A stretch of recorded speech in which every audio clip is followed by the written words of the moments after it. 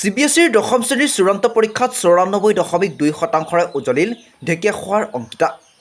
সদ্য ঘোষিত CBSEৰ দশম শ্ৰেণীৰ চূড়ান্ত পৰীক্ষাত 94.2 নম্বৰেৰে তথা তিতাবৰ নবোদয় বিদ্যালয়ৰ ভিতৰত শীৰ্ষস্থান দখল কৰি সমগ্ৰ ঢেকীয়াখোৱা অঞ্চলটোলৈ গৌৰৱ কঢ়িয়াই আনিছে ঢেকীয়াখোৱা মাজগাঁৱৰ নিবাসী বৈষ্ণৱ দত্ত আৰু জুৰি দত্তৰ জ্যেষ্ঠ সন্তান অংকিতা দত্তই। সামান্য ব্যৱসায়ৰ জৰিয়তে অভিভাৱকে 15 নং ঢেকীয়াখোৱা বিদ্যালয়ত পঞ্চম শ্ৰেণীলৈকে অধ্যয়ন কৰাই পৰৱৰ্তী সময়ত নবোদয় বিদ্যালয়ত নামভৰ্তি কৰাকলৈ অলেখ ত্যাগ কষ্ট স্বীকাৰ কৰাৰ ফলাফল আজি লাভ কৰি আনন্দিত হৈ পৰিছে তেওঁলোকৰ লগতে অঞ্চলবাসীয়ে। উল্লেখযোগ্য যে একাদশ আৰু দ্বাদশ শ্ৰেণীৰ বিজ্ঞান শাখাত অধ্যয়ন কৰি অনাগত দিনত এগৰাকী প্ৰবক্তা হোৱাৰ আশা কীৰ্তিমান ছাত্ৰী অংকিতা দত্তৰ। সেয়েহে অনাগত দিনত যাতে ছাত্ৰীগৰাকীৰ সফল হ'ব পাৰে তাৰ বাবে সকলো ৰাইজৰে আশীৰ্বাদ বিচাৰিছে পিতৃ মাতৃৰ লগতে শুভাকাংক্ষীসকলে।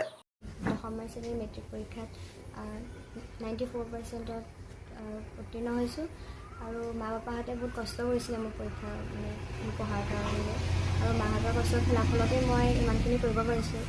আৰু এতিয়া মই তাতে 15 নং ঢেকীয়াখোৱা বিদ্যালয়ৰ পৰা মই পঢ়ি গৈছিলোঁ আৰু এতিয়া জৱাহৰ নবোদয় বিদ্যালয়তে মই একাদশ আৰু দ্বাদশ শ্ৰেণীটো পঢ়াব বিচাৰোঁ। মই এগৰাকী প্ৰবক্তা হ'ব বিচাৰোঁ। মই বিজ্ঞান শাখাত পঢ়িব বিচাৰোঁ। মই জৱাহৰ নবোদয় বিদ্যালয়ৰ আমাৰ সকলো ছাত্ৰ ছাত্ৰীসকলৰ ভিতৰত 1 নম্বৰ আহিছোঁ। তিতাবৰখন নাই গোটেইকেইখন ধৰি তিতাবৰ